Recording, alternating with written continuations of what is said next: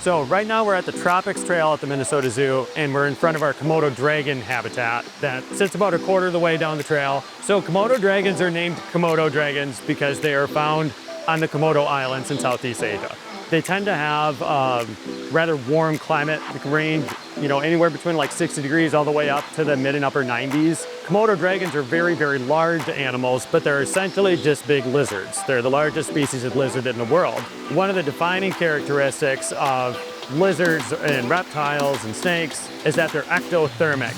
They can't generate their own heat, or at least most of them can't generate it enough to make a big difference. So they rely on their environment. Ectothermic literally means outside temperature. So one of the challenges that we have is to be able to put a radiant system in their habitat to simulate their natural environment that they would experience as they were out in the wild. In their natural setting, if they're colder than they want to be, they're going to seek out more sunlight. If they're warmer than they want to be, they're going to retreat into the shade, into the water, into areas without that much harsh light. So what we've done is we've been able to work with the experts that manage the actual exhibits and for the Komodo dragon. They've informed us how they wanted to be able to separate different zones through the system. Out here in the habitat, there's 6 individual zones. So you go 1, 2, 3, 4, 5, 6, landing on that rock.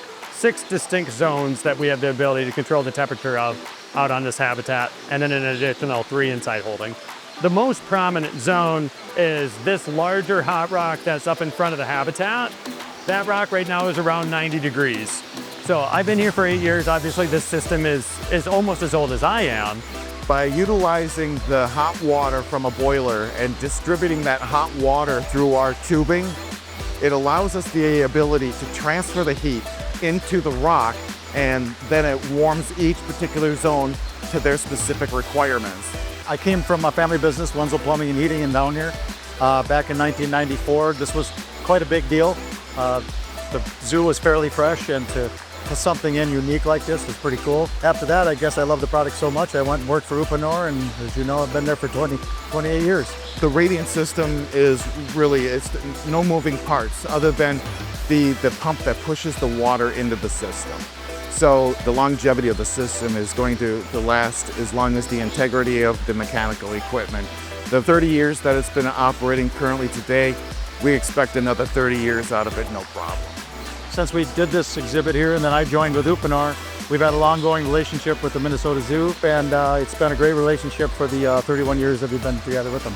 One of our main goals in having animals on display is making sure that we do it in a way that raises their level of wellness and welfare to the highest of standards. When you go through a trail like the Tropics Trail, where you're really surrounded by plant life, jungle, it's really supposed to be like an immersive effect of, I'm not in Minnesota anymore, I'm in the tropics.